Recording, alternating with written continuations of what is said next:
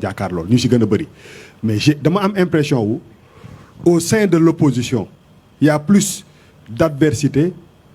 yu am ci biir opposition bi que contre le candidat du pouvoir même ci teneuru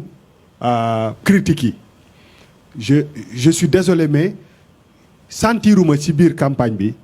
bon dégg naa Ousmane Sonko sax muy attaqué Amadou Ba directement mais dama sentirul benn adversité bu te ñun loolu la ñu bëgg mooy que booy nekkee opposition comme mot bi ni mu koy indiqué non booy nekk opposition mooy li fi nekk baaxul li ma am moo baax te loolu dafa war a wanewu ci doxin ak ci waxin j'ai l'impression que il y a beaucoup de mépris xam nga mépris bi mooy lan si opposition bi am na ñoo xam ne duñ tuddante sax tur boo seetloo dëggantaan te ci suñu aada ak suñu cosaan soo demee ba tuddoo nit turu nit rek mooy minimiser nga ko wala jàllax nga ko voilà et qui dit élection effectivement les gens peuvent am ay prévisions toujours boo nekkee opposition mën nga calculer ne bon deuxième tour mën na am et c'est une question importante aujourd'hui ci biir opposition bi par rapport ak divergence yi ci nekk ñu constaté ko Sénégal depuis des mois est-ce que bés boo leen demoon ba war a ànd est-ce que divergence boobu xóotul xóot boo xam ne am na ñoo xam ne ils vont préférer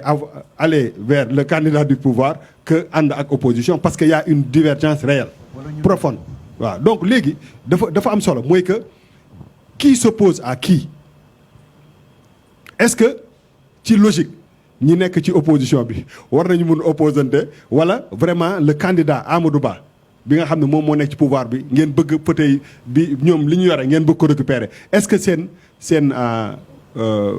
waru leen jël seen force yëpp ngeen yóbbu ko ci côté boobu ñu am benn critique si li nga xam ne moom moo fi nekk ñu jëlee ko fi mais j'ai comme l'impression que élection yi doon passé moo doon ëpp kii da engouement envers le pouvoir mais li ngeen am ci ay problème ci biir opposition bi dafa mel ni dafa nëbb tuuti li ngeen war a jàkkaarloo tey jii ni bu ñu xoolee taxawu Sénégal nga ne kan mooy adversaire am parce que sénégalais yi laay waxala ñi nekk ci biir kër yi boo constaté depuis des mois wala nga jël Pastef nga ne leen kan mooy seen adversaire dafay mel ni taxawu Sénégal mooy seen adversaire ñoom ñaar ñoo c'est une réalité dañ koy dund chaque jour et loolu est-ce que du gën a wàññi doole opposition bi est-ce que seen priorité même si amee divergence ci idées yi waru woon nekk quand même waru woon bañ a profond noonu ba nga xam ne nit ñi dañuy yaakaar que ni énergie boobu dafay dem vers ki nga bokkal opposition bi au lieu d'aller vers le candidat du pouvoir parce que qui dit élection dit la possibilité de se retrouver pour former une force et ci li ñu constaté on dirait que dafa am malaise bu profonde entre taxawu Sénégal qui est une force boo mënoo dindi et Diomaye Faye président coalition Diomaye Faye président ak taxawu Sénégal ay force lañu parmi les 19 candidats ci ñi ci ëpp doole la ñu bokk mais bu amee divergence par rapport à ces deux forces là est-ce que c'est du porter préjudice massification bi par rapport à l'opposition. Président. Merci beaucoup waa li nga laaj moom am na solo effectivement soo xoolee ni nga ko analyser c'est superficiel c'est-à-dire lii ngeen seetlu lii ngeen gis ngeen foog ni dafa am inimitié ak yooyu li kenn dul weddi mooy que ni y a des problèmes loolu mooy dëgg gi xam nga politique moom ak àdduna da ngay wax dëgg y a des problèmes. Ces problèmes sont nés du dialogue damay dem dialogue doo dem dialogue du foofu la jóge woon après ça a dégénéré jusqu'à des attitudes et des comportements regrettables malheureusement mais quand il s'est agi de se battre ñun ñëpp aujourd'hui dans le FC 25 ñun ñëpp ci bokk ñun ak Diomaye ñun ñëpp ñoo ci bokk et je vais te dire une chose quand il a fallu faire des recours c'est Amadou Ba c'est Moussa Tine c'est le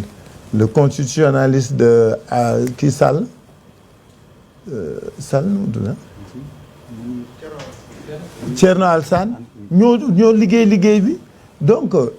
il y a des divergences certes mais écoute qu'on transcende facilement hein face à un objectif commun recours yi ñu def yëpp lire ko ñëpp dañuy toog waxtaanandoo jubóondoo dans le FC 25 parce que ñu ñëpp ci lañ bokk et dans le F24 ñu ñëpp ci lañ bokk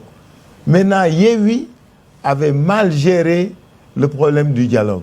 on le reconnaît et je pense que c'est quelque chose malheureusement qu'on assume parce que ñun on avait décidé d'y aller on a expliqué les raisons pour lesquelles nous devions y aller ça n'avait pas été accepté par nos camarades malheureusement bon chacun en a tiré les conséquences mais aujourd'hui dans combat yi ñuy xeex actuellement ñoo ko bokk et aucun d'entre nous n'a dit que au deuxième tour mën na bokk ak le pouvoir aucun d'entre nous ne l'a dit pour l'instant déggoo ku ko wax kenn waxu ko kenn xalaatu ko donc je veux vraiment que l'opinion retienne que ñun ñi nekk opposition même su fekkee am na ay problèmes parce que faut pas faire la politique de l'autruche il y a de vrais problèmes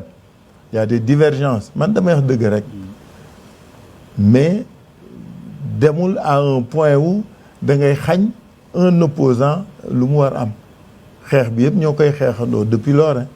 on fait tous les recours dans le F24 dans le FC 25 di ko waxtaan donc dama bëgg dalal seen xel foofu dalalaale xelu opinion bi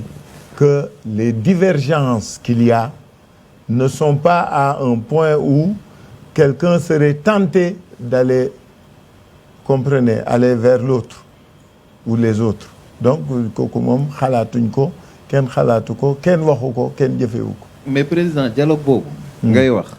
tey ak fi Sénégal mujjaat ñu gis ni ay waxtaan am na